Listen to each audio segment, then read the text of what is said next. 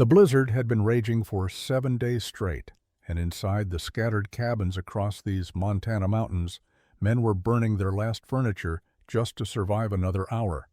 But in the cabin with the strange wooden arches, the fire had gone cold 3 days ago, and Matthias Brenner was sleeping comfortably in his shirt sleeves, while the temperature outside dropped to 30 below zero. Before we continue, let us know where you're watching from, and if stories of frontier innovation move you, hit that subscribe button, because tomorrow's tale is even more impossible than this one. The wind screamed across the ridge with a sound like tearing canvas. Inside the cabin, Matthias Brenner sat at his hand-hewn table, wearing only a wool shirt and canvas trousers, watching the flame of a single candle dance in air that should have been freezing. Outside, the thermometer he had mounted near the door read 30 below zero. Inside, without a fire burning for 72 hours, the temperature held steady at 45 degrees. He could see the other cabins from the gunport slits he had cut into his walls. Narrow openings, invisible from outside, wide enough only to observe or aim a rifle through. 3 cabins were visible in the distance, perhaps 2 miles away across the valley. Smoke poured from their chimneys in desperate columns, gray against the white sky. He knew what was happening inside those structures. Men feeding fires constantly, burning anything that would catch, watching their fuel supplies disappear, calculating whether they had enough to survive until the storm broke. This was day 7 of the blizzard, the worst storm Matthias had witnessed in his 12 years in the northern Rockies. It had started as a typical March snow, the kind that might last a day or two, but something in the atmosphere had locked the system in place. The wind never stopped. The snow never ceased. The temperature never rose. Men were dying out there. He was certain of it. Matthias stood and walked to the eastern wall, pressing his bare hand against the logs. The wood was cool to the touch, but not cold, not frozen, not stealing heat from his palm. He moved deeper into the wall to where the massive buttress arches attached to the exterior. Here, 2 feet into the integrated structure, the wood was noticeably warmer. The thermal mass was still releasing the heat it had absorbed during the days when his fire burned. Slow release, steady, reliable. He had let the fire go out on purpose on day 4. An experiment. A final validation of the theory that had consumed him for 18 months, cost him 3 months of construction time, and earned him the mockery of every trapper who had seen what he was building. They had called it Brenner's Bunker, the wooden fortress, the tomb. They had asked why any sane man would waste 3 times the normal timber to build a cabin that looked like a military fortification. Now he knew the answer held at 45 degrees, while men froze 2 miles away. The candle flickered. Matthias returned to the table and opened his journal, the one he had been keeping since the winter of 1836. Since the winter Friedrich died. Since the 5-day storm that had taken his brother and changed everything Matthias understood about survival in the wilderness. He turned to a blank page and wrote the date. March 19th, 1838. Day 7 of the storm, day 3 without fire, interior temperature 45 degrees, exterior temperature 30 below zero. The system holds. He closed the journal and looked around the interior of his cabin, 16 feet by 20 feet, low ceiling, barely 6.5 feet at the peak. Every surface overbuilt, over-engineered, designed not for convenience, but for one single purpose, to hold heat when heat meant the difference between life and death. Outside, the wind continued to scream. Inside, Matthias Brenner sat in shirt sleeves and waited for morning. Montana Territory, autumn 1836. The beaver were running thick in the tributary streams that fed into the Missouri River, and Matthias Brenner knew he and his brother had found the kind of location that trappers dreamed about. Remote enough to avoid competition, rich enough to make their fortunes in 3 seasons, accessible enough to survive. Friedrich spotted the site first, a natural clearing on elevated ground where 2 creeks converged. Good drainage, clear sight lines, dense willow thickets downstream, where beaver built their dams. He was grinning when he called Matthias over, that optimistic smile that had carried them from Pennsylvania to St. Louis to the edge of the known world. "This is it, brother. This is where we make our stake." Matthias studied the ground with his usual methodical assessment. Southern exposure for winter sun, timber nearby for construction, rock outcroppings for a fireplace, water close but not so close that spring flooding would threaten structures. He nodded slowly. Friedrich was right. This was the place. They built their cabin in 4 days, working dawn to dusk with the efficiency of men who had built 3 previous winter shelters in the past 5 years. Select trees, fell them, limb them, drag them to the site. Notch the corners using saddle cuts, stack the logs, pack moss and mud between the gaps. Frame a door from split planks, hang it on leather hinges. Cut a small window opening, cover it with oiled rawhide. Lay poles across for roof supports, cover with bark, pile sod on top. By the 4th evening, they had a serviceable cabin. 12 feet by 14 feet inside, 1 door, 1 window. A simple stone fireplace Friedrich built in the northwest corner. Dirt floor packed hard. 2 sleeping platforms raised off the ground, pegs on the walls for hanging equipment. It was adequate. It was typical. It was exactly like 1,000 other trapper cabins scattered across the Rocky Mountains. Friedrich built a fire that first night, and they sat inside eating salt pork and cornbread, drinking coffee from tin cups. The cabin held heat reasonably well. Some smoke leaked through gaps in the chinking, but nothing serious. Some wind whistled through cracks around the door, but tolerable. The structure would keep them alive through winter. That was all it needed to do. 3 years, Friedrich said, staring into the fire. 3 good seasons, and we go back east with enough money to buy land, real land, not wilderness. Maybe find wives who don't mind that we smell like beaver. Matthias smiled despite himself. Friedrich always thought 3 years ahead, always saw the future as something bright and certain.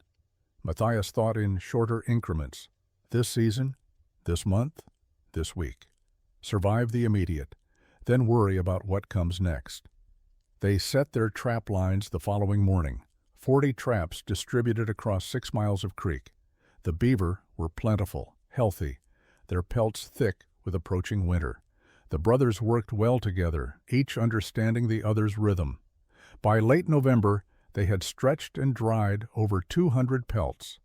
The season was proving as profitable as they had hoped. Everything seemed possible then. Everything seemed certain. The cabin stood solid. The trapping was good. Winter was coming, but they were prepared. They had no reason to believe that anything could go wrong. The storm arrived on November 23, 1836, 3 days before snow was typical for this elevation. Matthias woke to the sound of wind pressing against the cabin walls and the peculiar muffled silence that meant heavy snowfall. He opened the door to check conditions and immediately understood this was not a typical early winter storm. Visibility was less than 20 feet. The wind carried snow horizontally, stinging any exposed skin like thrown sand. The temperature had dropped at least 20 degrees overnight. Matthias closed the door and looked at Friedrich, who was feeding the fire. "Bad one," Matthias said. "Day, maybe 2, Friedrich replied. "We've seen worse." They had firewood stacked against the exterior wall, enough for a week of normal use. Food supplies were adequate. Water could be melted from snow. The situation was manageable. They spent that first day inside, maintaining the fire, preparing meals, working on equipment repairs. The wind never stopped. The snow never ceased. But the cabin held together, and they remained comfortable. Day 2 brought no improvement. If anything, the storm had intensified. The wind found every gap in the chinking, every crack around the door. Small drafts that had seemed insignificant in calm weather became invasive fingers of cold air that sucked warmth from the interior. They stuffed cloth into the worst gaps, but the cabin was losing heat faster than anticipated.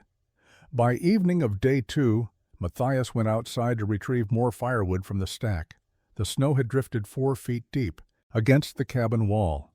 He had to dig to reach the wood, and when he did, he found the logs frozen together, requiring an axe to separate them.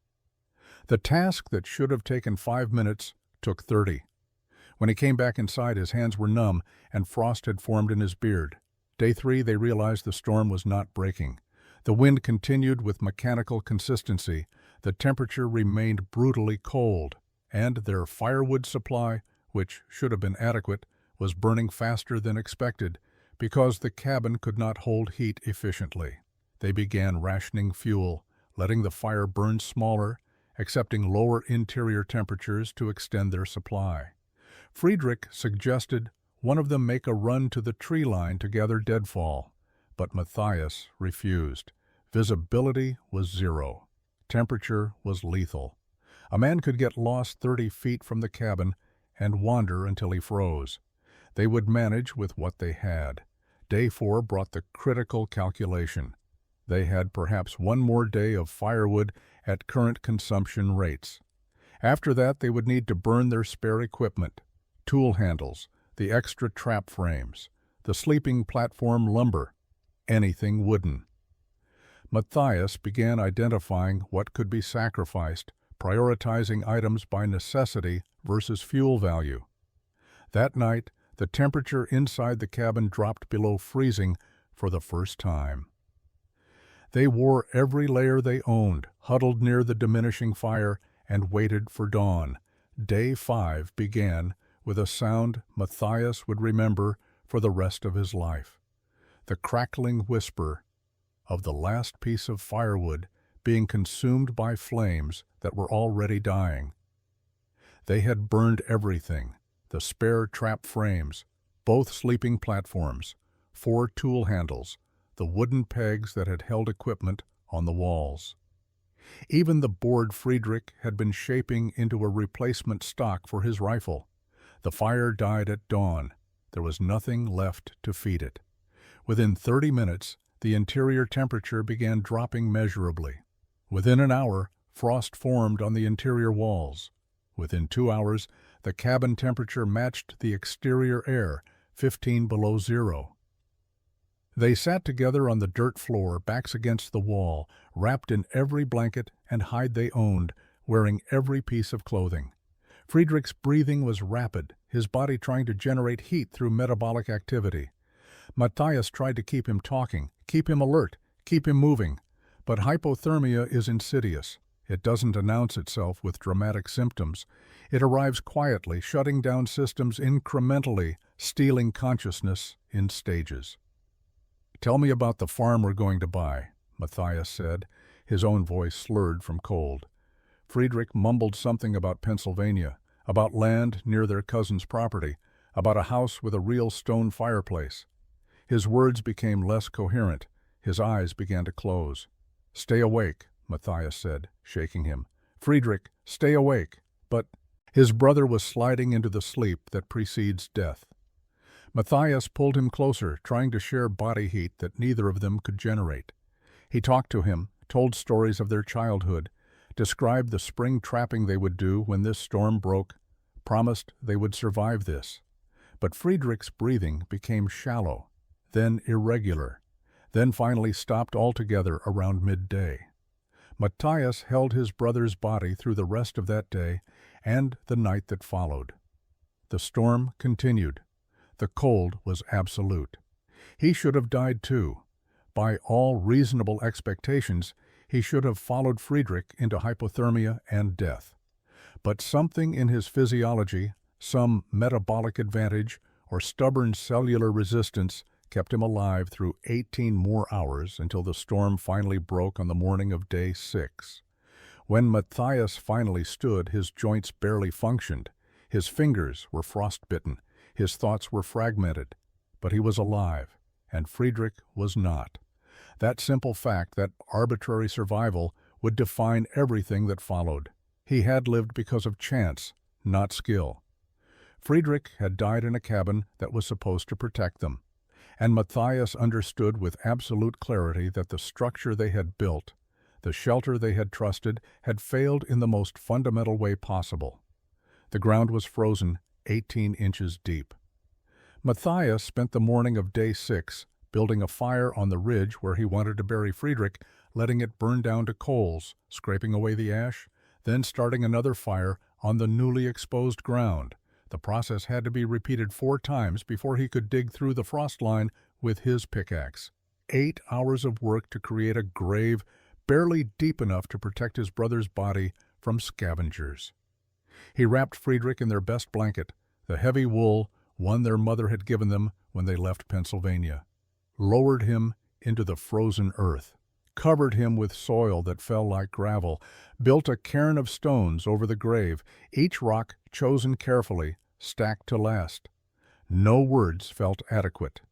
Matthias stood in silence for 20 minutes, then walked back down to the cabin alone.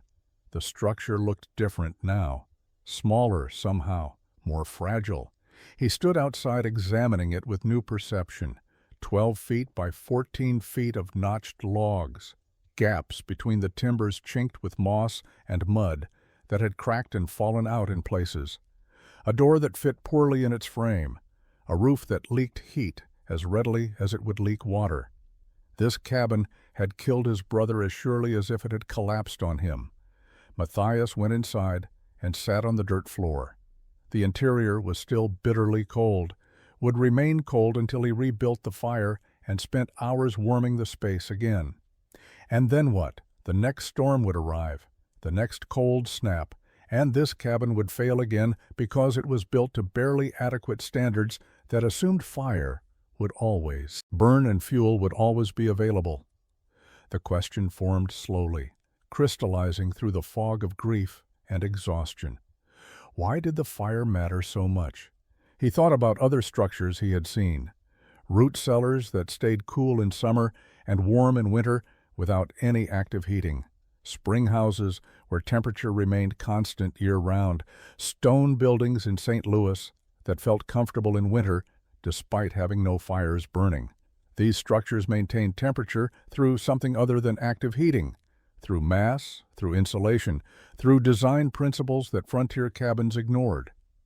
What if a cabin could hold heat the way a root cellar held coolness? What if walls could store warmth the way stone stored cold? What if the structure itself became a thermal reservoir that didn't depend on continuous fire? The questions consumed him. He should have left the mountains, should have taken his furs to St. Louis and returned to civilization. The trapping season was effectively over. Friedrich was dead.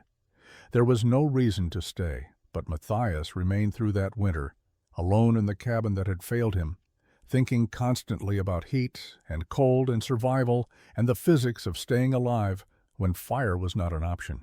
He ran his trap lines mechanically, processing pelts without enthusiasm.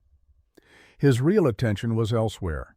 He studied the cabin obsessively, measuring how quickly it lost heat, noting where drafts entered, calculating the surface area exposed to wind. He visited other trappers' camps when travel was possible, examining their cabins, asking questions about cold weather survival, documenting close calls and failures. A pattern emerged. Every cabin was built the same way, fast, cheap, adequate. And every cabin failed the same way when conditions exceeded normal parameters. Between December 1836 and April 1837, Matthias visited 17 different trapping camps scattered across 200 miles of Montana territory. He traveled on snowshoes when the snow was deep, on horseback when conditions allowed. He told other trappers he was trading, looking for specific supplies, checking on acquaintances. The real reason was research. At each camp, he studied the cabins with obsessive attention. He measured wall thickness, typically 10 to 12 inches of log. He noted construction methods, almost always simple, saddle-notch corners with minimal chinking. He documented window and door designs, usually crude and poorly fitted. He asked about winter survival, about close calls, about men who had frozen. The stories were remarkably consistent. A trapper named Klaus Hoffman had survived 4 days trapped in his cabin during a blizzard by burning his furniture, his traps, And finally, the wooden support posts holding up his roof. The roof had partially collapsed, but he lived. A French voyageur named Gaspard Rousseau described watching his cabin temperature drop from comfortable to freezing in less than 3 hours after his fire went out. He had been forced to go outside in a storm to gather more wood or freeze to death inside. Matthias found 2 abandoned cabins where men had died. The structures were intact, undamaged. The men had simply run out of fuel during extended storms and frozen. Their bodies had been removed by others, but the cabins remained as monuments to inadequate design. Inside one, Matthias found scratch marks on the walls where the dying man had apparently tried to tear boards free to burn. He had failed and died within arm's reach of structural lumber he could not detach. The common factor was obvious. Thin walls provided minimal insulation and zero thermal storage. When fire stopped, heat vanished within hours. Survival depended entirely on continuous fuel supply, and fuel supplies were always finite. Matthias also sought out different types of structures. He visited a trading post built by French Canadians that used stone walls 2 feet thick. Even with minimal fire, the interior remained tolerable. He found a root cellar dug 8 feet into a hillside that maintained constant 45-degree temperature year-round with no heating at all. He talked to a German stonemason in a small settlement who explained thermal mass. Heavy materials absorb heat slowly and release it slowly, creating temperature stability. Stone is best, the mason said. But wood has thermal capacity too. Not as much as stone, but if you have enough wood, thick enough, it will hold heat. How thick? Matthias asked. For a cabin? 3 feet, maybe 4? But who builds wooden walls that thick? You would need triple the normal timber. Matthias returned to his cabin in April with notebooks full of observations and a theory forming. The problem was not that log cabins could not hold heat. The problem was that log cabins, as currently built, were too thin to store meaningful thermal energy. If walls could be made thick enough to function as heat batteries, fire would become less critical. The structure itself would maintain livable temperature for extended periods. Matthias arrived in St. Louis in late May 1837 with his season's furs and a plan that had nothing to do with celebration or rest. He sold his pelts to a trading company for $840, a respectable profit. Then, instead of joining other trappers in the taverns and gambling halls, he began studying buildings. His first stop was the waterfront warehouses, massive brick structures with walls 3 feet thick. He walked through one during a hot afternoon and noticed the interior was noticeably cooler than outside. He returned that evening and found the interior warmer than the cooling night air. The building was moderating temperature through thermal mass alone. He introduced himself to the warehouse manager and asked technical questions. How thick were the walls? 3 feet of brick. Why that thickness? Structural requirements for the bio. Height, but also temperature stability prevented cargo damage. The mass absorbed heat during the day and released it at night, keeping interior temperature relatively constant without any active heating or cooling. Matthias spent 3 days measuring buildings, sketching wall cross-sections, noting construction details. He visited a German bakery where the owner showed him the massive stone oven, walls 18 inches thick. I fire this oven Saturday morning, the baker explained. It stays hot enough to bake bread until Monday evening, 3 days on one firing because the stone holds heat. What if you built a whole building like an oven? Matthias asked. The baker laughed. You would need very thick walls and very much stone. Who can afford this? But Matthias was not thinking about stone. He was thinking about wood. If stone could hold heat for 3 days, and wood had thermal capacity, as the mason had said, could wooden walls thick enough hold heat for similar duration? The mathematics suggested yes.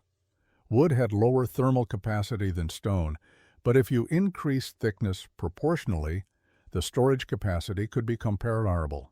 The challenge was structural. Stacking logs 3 feet thick was impossible using standard methods. The weight would crush lower logs, the structure would be unstable. Traditional corner notching would not work at that thickness. He needed a different approach. He found the answer while watching a church being constructed. The stone walls were 2 feet thick at the base, but they were not solid stone all the way through. They had an inner wall and an outer wall with rubble fill between them.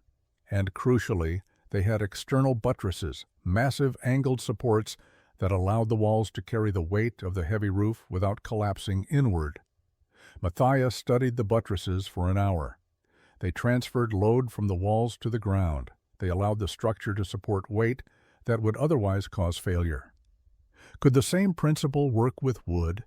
Build a standard log cabin, then attach external buttresses to create effective thickness without impossible weight on the wall logs themselves?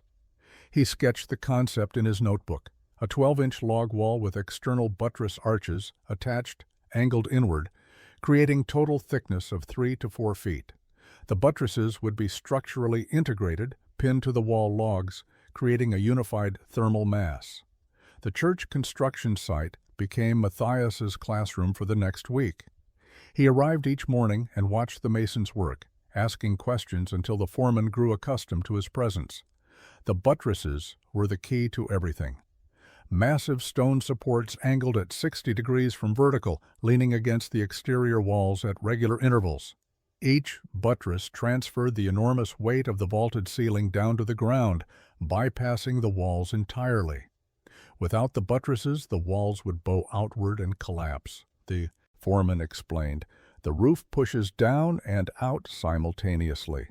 The buttresses counter the outward force and redirect weight to the foundation, basic principle of Gothic architecture, known for 600 years. Matthias understood the structural logic, but he was thinking about thermal applications the mason had never considered. If he built a log cabin with external buttresses, he could achieve 2 goals simultaneously. First, the buttresses would support additional roof weight, allowing heavy insulation layers without stressing the walls. Second, and more importantly, the buttresses themselves would add thermal mass if he integrated them properly with the wall structure. The key was integration. The buttresses could not be separate structures leaning against the cabin. They needed to be attached, pinned, unified with the wall logs so the entire assembly functioned as a single, thick barrier. Wood against wood, creating continuous thermal mass 3 feet deep. Heat would penetrate this mass slowly during fires, then radiate back slowly when fires died. The buffer would be enormous. He spent 2 days sketching designs in his notebook, standard 12-inch log walls for the interior structure, external buttress arches built from heavy planks, 12 to 14 inches wide, attached to the walls with iron pins, multiple layers of planks creating the angled buttress shape, each layer pinned to the layer below and to the wall logs, creating a rigid integrated assembly. Total thickness from interior wall face to exterior buttress face, 40 inches. The mathematics supported feasibility. If wood had thermal capacity of approximately 0.3 BTUs per pound per degree Fahrenheit, and if his buttressed walls contained roughly 3,000 pounds of wood per linear foot of wall, the structure could store over 900 BTUs per degree of temperature. A fire-raising interior temperature 60 degrees above outside air would charge the mass with 54,000 BTUs. If the cabin lost heat at a rate of 2,000 BTUs per hour, which was conservative for well-built construction, the thermal mass could maintain interior temperature for 27 hours after the fire died. But the real advantage would come from reduced heat loss. The thick walls would slow conductive heat transfer dramatically, and the buttress geometry would deflect wind, reducing convective losses. Combined effects might cut heat loss to 1,000 BTUs per hour or less. At that rate, the charged thermal mass could maintain livable temperature for 50 hours, more than 2 days without fire. Matthias purchased supplies in St. Louis that raised eyebrows among the merchants: 80 pounds of square-cut nails, 20 iron brackets with bolt holes, specialized auger bits for drilling large-diameter holes through wood, a timber-framing chisel set, heavy chain for dragging logs. The merchants assumed he was building a permanent trading post or fort. He did not correct them. He returned to the mountains in late July 1837 with tools, hardware, and a design that no trapper had attempted before. Matthias returned to the site where Friedrich was buried and spent 3 days scouting locations within sight of the grave. He was not being sentimental. The location had proven itself during their initial autumn assessment. Good drainage, southern exposure, accessible timber, clear sight lines. Friedrich had been right about the site. The cabin they had built had been wrong. The new location needed specific characteristics beyond basic habitability. He needed high ground to prevent any possibility of flooding, which could undermine his foundation. He needed southern exposure to maximize passive solar gain during winter. He needed rock outcroppings within reasonable distance for fireplace stone. And, critically, he needed dense timber nearby because this cabin would consume 3 times the normal wood volume.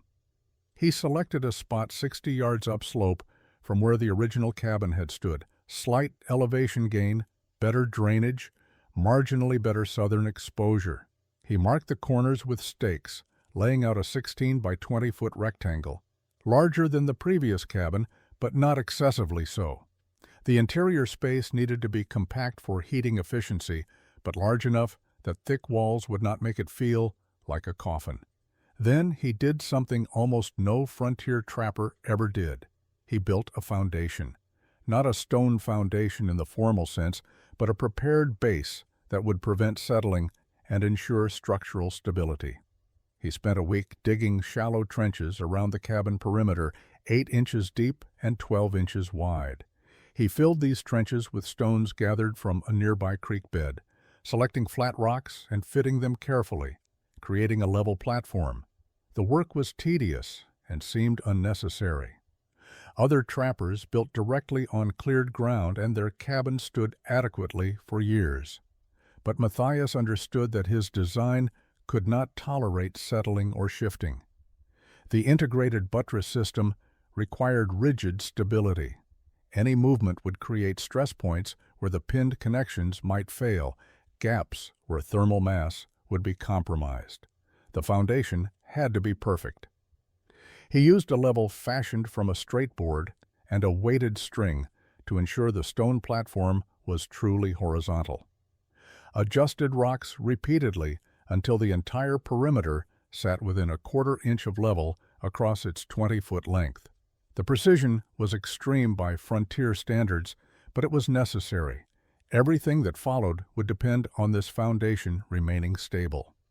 Other trappers passed through during this work.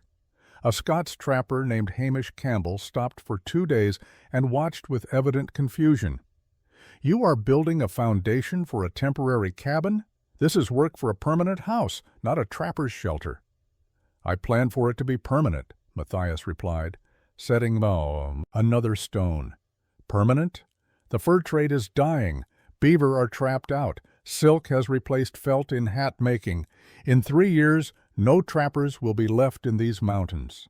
"Then someone else will use the cabin," Matthias said. He did not explain further. How could he explain that he was building this structure not for profit or convenience, but because Friedrich had frozen to death, and the question of how to prevent that death had become an obsession that transcended economic logic? Matthias began selecting trees in August 1837 with standards that seemed absurd by normal trapping camp criteria. He walked through timber stands for days, examining individual trees, rejecting most of them. He needed logs between 11 and 13 inches in diameter, as uniform as possible along their length. He needed straight grain with minimal twist. He needed trees without significant rot, damage, or excessive branching that would create weak points. For every log he accepted, he rejected 3 others.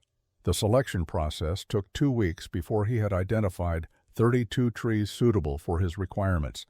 He felled them carefully, working alone, taking time to control the direction of fall to prevent damage. Limbed them meticulously. Stripped bark completely using his draw knife, a process that added days to work that most trappers would complete in hours. The stripped logs needed to season briefly before construction. Green logs would shrink as they dried, creating gaps in chinking. Matthias stacked them with spacers, allowing air circulation, and waited 2 weeks. Other trappers would have built with green logs and accepted the gaps that would form later. Matthias was engineering for permanence and performance that allowed no gaps. When he began construction, every step took 3 times longer than standard practice. He shaped each log's contact surfaces with his draw knife, creating flat planes where curved logs would meet. Cut his corner notches with obsessive precision, ensuring tight fits with no play. Used a level to check that each course sat truly horizontal. A standard cabin's logs might vary by an inch or more in levelness. Matthias's walls varied by less than a quarter inch, over 16 feet. The chinking mixture was his own formulation, developed through winter experimentation. Clay from the creek bank, mixed with horsehair he had traded from a passing traveler, combined with pine resin he had boiled down from sap. The horsehair reinforced the clay, preventing cracking. The resin made it waterproof and gave it adhesive properties that bonded to the wood. He packed this mixture between each course of logs while it was warm and pliable, creating a seal that would remain flexible through temperature cycles. 4 weeks into construction, he had completed the interior cabin walls to a height of 7 feet. The structure looked completely normal at this stage. Well built by any standard, but not revolutionary. No one seeing it would understand what was coming next. The walls themselves were simply the foundation for the real innovation. Klaus Hoffmann stopped by in mid-September and examined the work. Good craftsmanship, Matthias. Tight corners, solid chinking. This will be a comfortable cabin, but why spend so long on construction? Winter is coming. I have time, Matthias replied, fitting another log. 4 weeks of work for what most men complete in 4 days. Your brother would have built 3 cabins in this time. Matthias set down his draw knife and looked at Klaus directly. My brother died in a cabin built in 4 days.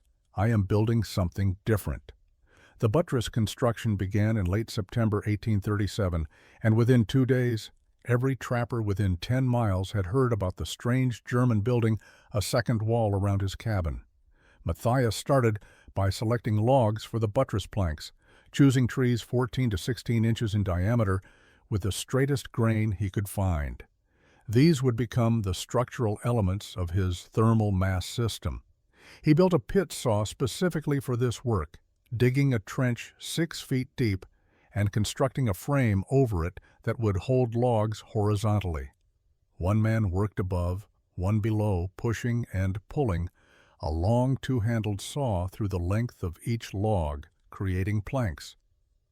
Matthias worked alone, which meant climbing in and out of the pit repeatedly, switching positions, doing the work of 2 men. Each log yielded 2 planks, each plank 12 inches wide and roughly 3 inches thick. Each plank took 2 full days to produce. The first buttress arch took shape on the north wall. Matthias positioned the initial plank against the cabin wall at 60 degrees from vertical. The angle he had calculated would provide optimal structural support and thermal mass. He drilled holes through the plank and through the cabin wall logs, using his heavy auger bits, working from both sides to ensure alignment. Then he drove iron pins through the holes, connecting the buttress plank directly to the cabin structure. Each pin was hammered tight and the end peened over to prevent withdrawal. The second plank layer went over the first, offset so joints would not align. More drilling, more pins, connecting each plank to the one below and to the cabin wall. The assembly grew outward and upward, following the calculated angle, creating an arc that would eventually peak near the roof line. The work was brutally physical and required absolute precision. Every hole had to align perfectly or the pins would not drive. Every plank had to fit tightly against its neighbors, or gaps would compromise the thermal mass. Werner Schaefer arrived in early October and stood watching for an hour before speaking. "Matthias, what in God's name are you building? That is not a roof support. That is not a wall. What purpose does it serve?" "Thermal mass," Matthias replied, drilling another pinhole. "These arches will store heat." "Wood does not store heat. Stone stores heat." "Wood stores heat if you have enough of it. These buttresses add 30 inches of thickness to my walls. That mass will absorb heat from interior fires and release it slowly over days." Werner shook his head. "You are wasting timber. That wood could build 2 more cabins." "2 more cabins that will fail when the fire goes out," Matthias said. "I watched my brother freeze to death in a cabin that seemed adequate. I am building something that will not fail." "It looks like a fortress, like you expect to defend against an army." "I am defending against cold, which kills more men in these mountains than any army." Other trappers came and went, offering similar observations. The work was excessive. The design was bizarre. The time investment was irrational. Matthias ignored them and continued pinning planks, building his thermal battery layer by layer. October passed in a rhythm of repetitive precision. Cut planks. Position them. Drill holes. Drive pins. Each buttress arch grew incrementally, the angled surfaces taking shape like wooden wings extending from both sides of the cabin. Matthias worked 12-hour days starting at first light, stopping only when darkness made accurate drilling impossible. His hands developed thick calluses. His shoulders ached from the overhead drilling, but the structure progressed exactly according to his design. The mathematics of what he was building became visible in physical form. Each linear foot of wall now contained roughly 3,000 pounds of wood, counting both the interior cabin logs and the external buttress planks. The thermal capacity was enormous. At 0.3 BTUs per pound per degree Fahrenheit, every foot of his wall could store 900 BTUs per degree of temperature differential.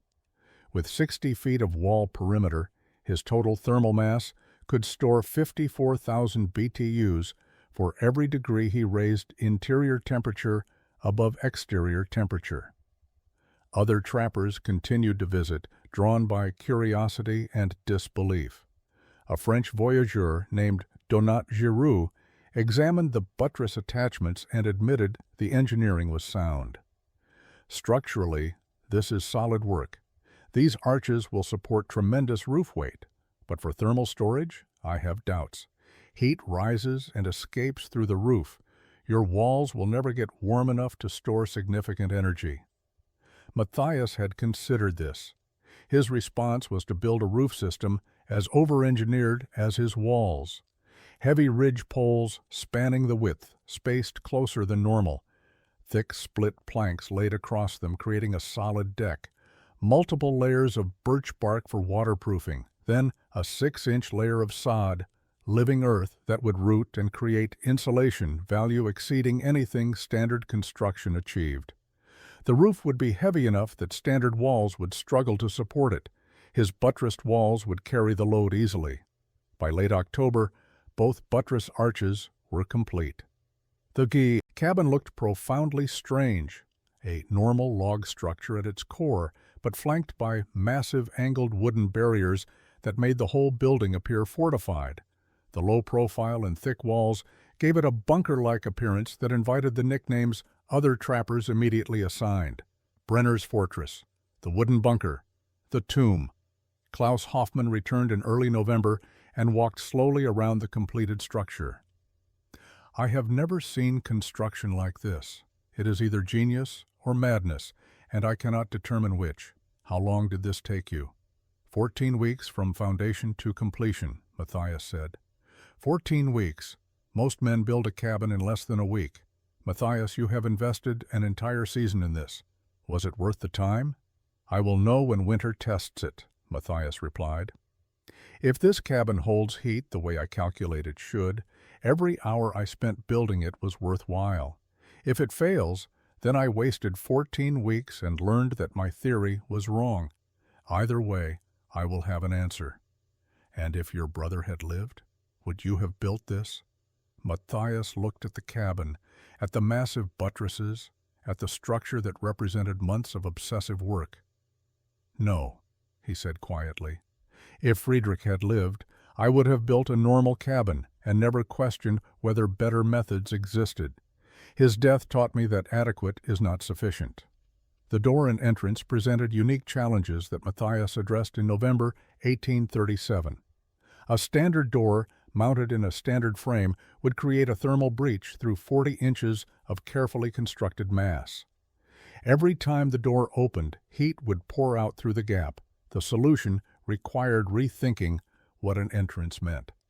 Matthias's design created a tunnel rather than a doorway. The entrance penetrated the full depth of the buttressed wall, creating a passage 6 feet long from exterior opening to interior door. The tunnel walls were extensions of the cabin structure, log and plank, creating an enclosed space that would trap air and create a thermal buffer zone. He began by framing the outer entrance with heavy timbers, creating what appeared almost like a shrine or decorative portal. This frame served practical purposes beyond aesthetics.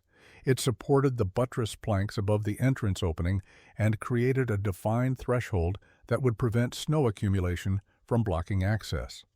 The frame extended 18 inches beyond the buttress face, creating a small covered area where someone could pause before entering the tunnel. The tunnel itself was just wide enough for a man to pass through comfortably, approximately 30 inches across. Matthias lined it with split planks, creating smooth surfaces rather than leaving rough log ends exposed. The narrowness was intentional. Less volume meant less heat loss. And the length meant that cold exterior air would warm slightly as it traveled through the tunnel, reducing the temperature. Shock when the interior door opened. The interior door was built with the same obsessive attention to detail that characterized the entire project. Matthias selected dense pine and shaped thick planks using his draw knife, creating boards 3 inches thick with tongue and groove edges that interlocked. He assembled 7 planks into a door that weighed nearly 90 pounds, but was rigid enough to support its weight without warping. He reinforced the door's interior face with his iron brackets, mounting them in an X pattern and bolting them through the planks. The brackets added minimal weight but enormous rigidity. He mounted the door on the massive iron hinges he had purchased in St. Louis, mortising them into both the door and the frame so they could not be torn free without destroying the surrounding structure. The locking mechanism was a heavy wooden beam that slid horizontally through iron brackets, extending from the door into a mortise cut into the adjacent wall log. When engaged, the beam made the door part of the wall structure. It could not be opened from outside without destroying the wall itself. Matthias tested the entrance system repeatedly, opening the interior door with the exterior of the tunnel open to cold air. He felt temperature gradient distinctly. At the exterior opening, air was bitter cold, 3 feet into the tunnel, noticeably warmer. At the interior door, the temperature had moderated by 10 to 15 degrees. The tunnel was functioning as a thermal airlock, exactly as designed. Werner Schaefer visited during final entrance construction and examined the tunnel with bemused respect. "You have built a cabin that requires a man to crawl through a passage to enter. This is fortress design, Matthias. What are you defending against?" "Heat loss," Matthias replied, fitting the last bracket. "Every opening is a breach. This entrance minimizes that breach."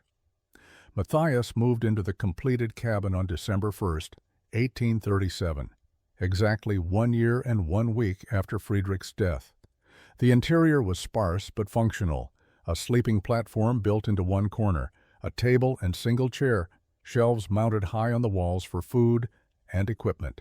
The massive stone fireplace he had constructed dominated the northwest corner, its chimney extending well above the roofline.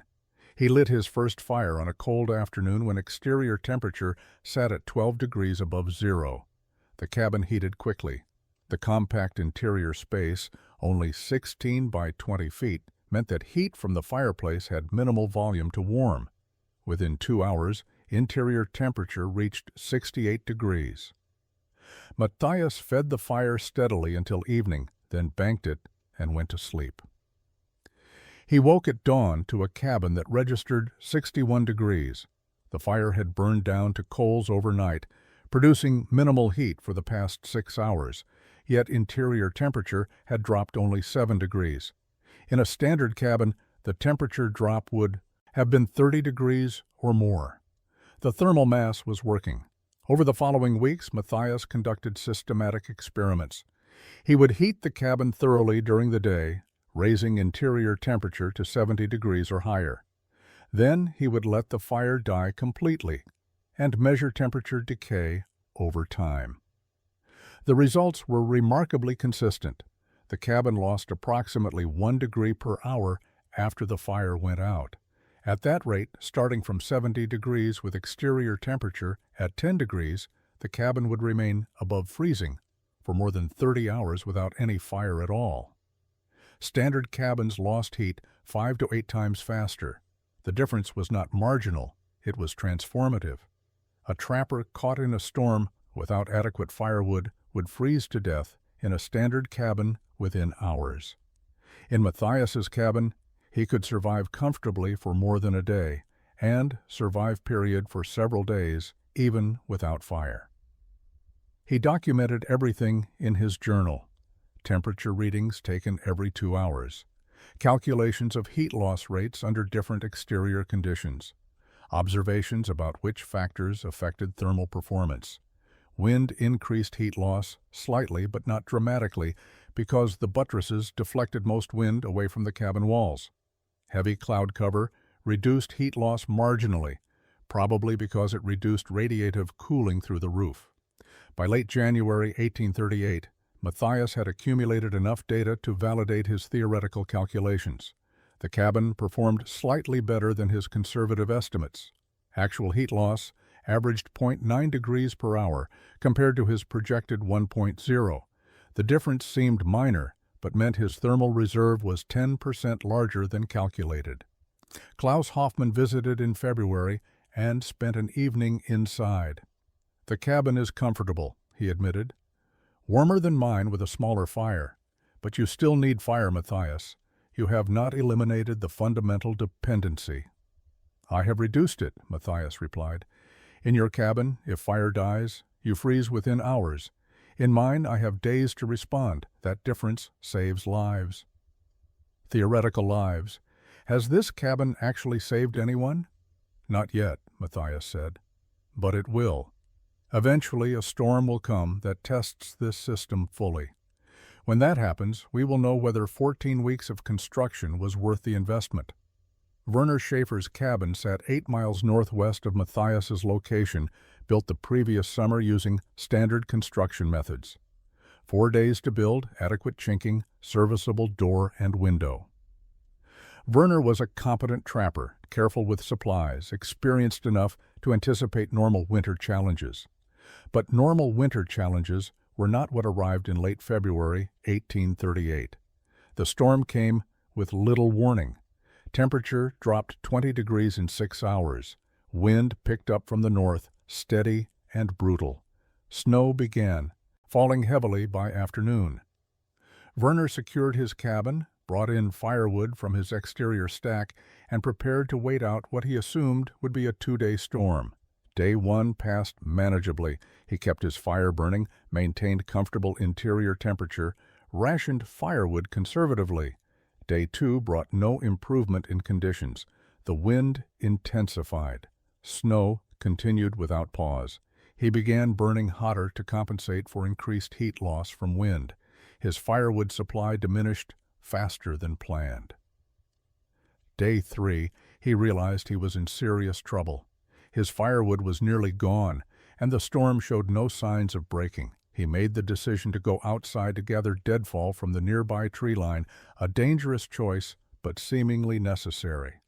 The visibility was less than 10 feet. The wind chill was lethal. He gathered what he could in 20 minutes, returned to the cabin with frostbitten fingers, and perhaps 2 hours' worth of additional fuel. That fuel lasted into the early morning of day 4. Then it was gone. Werner began burning his spare equipment, trap frames, tool handles, the wooden legs of his sleeping platform, the chair he sat on. Everything combustible went into the fire. It was not enough. By midday, the fire died, and with it went any hope of maintaining survivable interior temperature.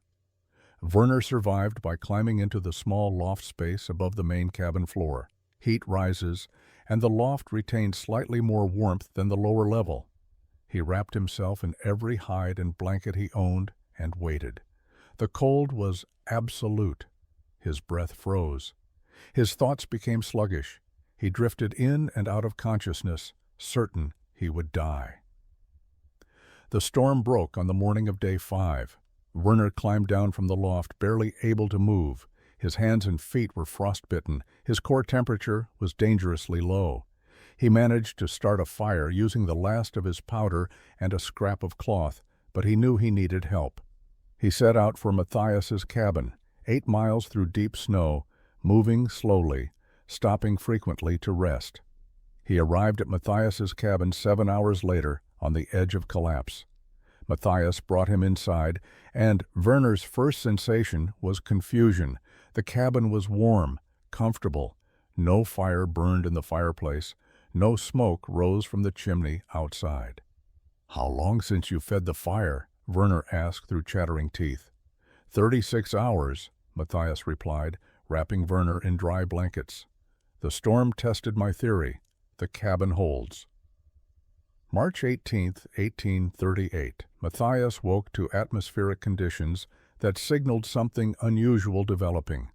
The barometric pressure had dropped significantly overnight, a change he felt in his joints and confirmed by observing animal behavior. Birds were absent. The air had a peculiar density that preceded major storms. Wind patterns had shifted, coming now from the northwest, rather than the prevailing westerly flow. He spent the morning securing his camp and preparing the cabin, brought additional firewood inside, stacking it near the fireplace until he had perhaps 5 days' worth under normal consumption. Checked his food supplies, confirming he had adequate provisions for 2 weeks if necessary, filled every container with water, sealed the gun port slits with wooden plugs lined with cloth, made certain his door-locking beam slid smoothly and his entrance tunnel was clear of obstructions. The storm arrived that afternoon with shocking intensity. Wind accelerated from calm to 40 miles per hour within 2 hours. Temperature dropped from 25 degrees to 5 degrees by evening. Snow began falling so heavily that visibility beyond 20 feet was impossible. This was not a normal storm. The atmospheric conditions suggested a collision of weather systems that might persist for extended duration. Matthias lit his fire and heated the cabin thoroughly. He understood this storm would be the test of his thermal mass system. Everything he had built, every hour he had invested, every calculation he had made would be validated or proven wrong by what happened over the following days. He fed the fire steadily through the evening, raising interior temperature to 75 degrees, charging the thermal mass as completely as possible. Day 2, the storm continued with undiminished force. Wind had increased to perhaps 50 miles per hour, creating drifts against any vertical surface. Temperature had dropped to 15 below zero. These were dangerous conditions, the kind that killed men caught unprepared. Matthias maintained his fire through the morning, then made his decision. He would conduct the ultimate experiment. He let the fire die completely. By evening of day 2, the fire was out. The last coals had cooled. No heat source remained except the thermal mass stored in 40 inches of wood surrounding him. Interior temperature stood at 72 degrees. Exterior temperature was 20 below zero, a 92-degree differential maintained by thermal mass alone. Matthias prepared a cold meal and settled in to document what would happen over the coming days. He was comfortable, warm enough to sit in shirt and trousers without additional layers. The cabin felt stable, secure, utterly different from the desperate cold that had killed Friedrich in a similar storm 2 years earlier. Through the gun port slits, he could see distant cabins, faint lights suggesting fires burning constantly. He knew those men were feeding flames desperately, burning everything they could find, praying their fuel lasted until the storm broke. He was conducting an experiment that would either validate months of obsessive work or prove that his theory was catastrophically wrong. The storm howled outside. Inside, Matthias sat in warmth purchased by thermal mass and recorded the temperature. 72 degrees and holding. Day 3 without fire, March 21st. Matthias woke to interior temperature of 60.08 degrees, 4 degrees lost overnight, consistent with his calculated decay rate. Exterior temperature remained 28 below zero. The storm showed no signs of diminishing. Wind continued its mechanical assault. Snow accumulated in drifts that now reached halfway up his cabin walls, though the angled buttresses shed most of it away from the structure itself. He prepared breakfast without fire, eating cold jerky and hardtack, drinking water that had not frozen despite sitting in a cup overnight. Through the gunport slits, he observed the other cabins. Smoke poured continuously from chimneys. He imagined the men inside, feeding fires constantly, watching their wood supplies vanish, calculating whether they had enough fuel to survive until the weather broke. Day 4, interior temperature held at 63 degrees. Matthias wore a wool coat now, but remained comfortable. No shivering, no numbness in extremities, no difficulty sleeping. The thermal mass continued its slow release of stored energy, maintaining livable conditions without any active heating. He documented everything in his journal with the methodical precision that had characterized this entire project. Day 5 brought the first signs that exterior conditions might be worsening rather than improving. Temperature dropped to 33 below zero, the coldest reading Matthias had recorded in his 12 years in these mountains. Wind velocity increased further. The storm had become something unprecedented, a weather event that would be remembered and discussed for years among the trappers who survived it. Interior temperature read 59 degrees, still above the threshold where hypothermia became a serious risk, still comfortable enough for normal activity. Matthias conducted his daily tasks, processed some leather work, read from the single book he owned. The cabin felt stable. The temperature declined gradual and predictable. Day 6, 54 degrees inside. Matthias added a second layer of clothing, but remained fully functional. No fire for 4 full days, and yet he was surviving in conditions that would have killed him in a standard cabin within hours. The validation was complete. His theory was correct. Thermal mass worked exactly as he had calculated. Through the gun ports, he noticed something concerning. One of the distant cabins no longer showed smoke. Either the occupant had run out of fuel or something worse had happened. Matthias felt a weight of helplessness. He could not reach that cabin in these conditions, could not offer assistance, could only hope the trapper had found some way to survive. Day 7, 50 degrees inside, cold but manageable. Matthias moved deliberately, conserving energy, staying active enough to maintain body heat. The thermal mass was nearly depleted now, having released most of its stored energy. But the storm was showing subtle signs of breaking. Wind velocity had decreased slightly. Snow had lightened from blinding, whiteout, to merely heavy. Day 8, March 26th, the storm finally broke. Dawn arrived with clear skies and temperatures that were rising toward zero. Interior cabin temperature read 47 degrees. Matthias had survived 8 days of the worst winter storm he had witnessed, with no fire for 6 of those days. The aftermath of the 8-day blizzard revealed the human cost of inadequate shelter. 3 trappers within 20 miles of Matthias's location had died, frozen in their cabins after exhausting all combustible materials. Werner Schaefer survived with severe frostbite that would cost him 3 fingers.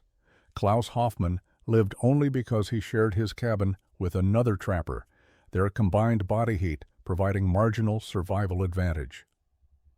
Hamish Campbell burned his door, his window frame, and structural support posts before the storm broke, leaving his cabin barely standing.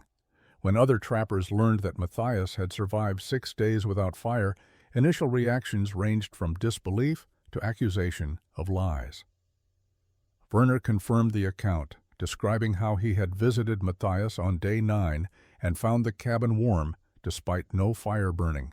The verification changed skepticism to urgent interest. By summer 1838, 4 trappers were constructing cabins using variations of Matthias's buttress system. Werner built one with external arches slightly less massive, completing it in 8 weeks rather than 14. Klaus Hoffmann adapted the concept using stone buttresses where timber was scarce, creating a hybrid design that proved equally effective. The techniques spread through practical demonstration rather than formal instruction. Matthias shared his methods freely when asked. He sketched designs, explained thermal mass principles, detailed his chinking mixture formula, described optimal buttress angles. He sought no profit from his innovation, no recognition beyond the practical validation that his cabin worked. Other men adopted what they could based on available materials, time, and understanding. Some cabins incorporated only partial buttressing. Others used the entrance tunnel concept without full thermal mass walls. Each adaptation represented incremental improvement over standard construction. The fur trade collapsed through the early 1840s, as Matthias had predicted. Beaver populations were depleted. Silk replaced felt in fashion. Trappers left the mountains by dozens, then hundreds. But the cabins remained. Settlers moving west discovered abandoned structures and recognized superior construction. Some were occupied by new inhabitants. Others served as emergency shelters for travelers. The durability exceeded anything standard cabins achieved. Matthias left Montana Territory in 1842, taking his savings to Oregon. He purchased land in the Willamette Valley, built a farmhouse using timber frame construction, married a widow named Catherine in 1846. They had 2 children. He never returned to the mountains, never revisited the cabin that had validated his theory and saved his life. He died quietly in 1868, at age 59, buried in a small cemetery outside Salem. His gravestone listed him as a farmer. No mention of trapping years or engineering innovations. His children knew their father had spent time in the wilderness, but understood few details. The specifics died with him. But in Montana, his cabin stood for decades. New occupants maintained it, recognizing its exceptional qualities without necessarily understanding the principles behind them. Other cabins built using his methods lasted similarly. Some remained occupied into the 1880s, providing shelter for prospectors, hunters, and homesteaders. The phrase 8-day cabin entered frontier vocabulary as shorthand for construction that could withstand extreme conditions. The specific attribution to Matthias Brenner faded, but the concept persisted. His innovation spread because it solved a fundamental problem and required no proprietary knowledge to replicate.